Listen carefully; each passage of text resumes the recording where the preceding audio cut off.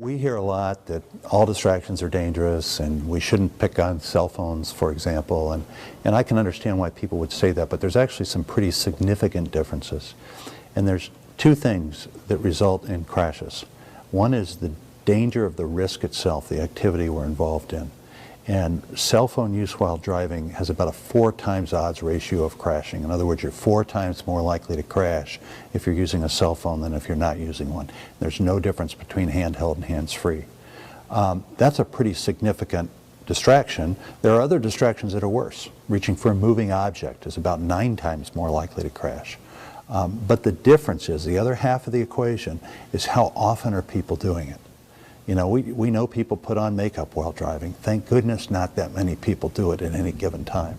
But cell phones, we think about 10% of all drivers at any given time are talking on a cell phone while driving. That's off the charts compared to other distractions. Plus, cell phone use is something definitive. There's something we can do about cell phone use. We can take cell phones, we can help people not use cell phones while driving. We can put technology on cell phones that will make them safer. So there are things we can do about that. We're probably not going to be able to do much about some of the other kinds of human behavior that causes distraction.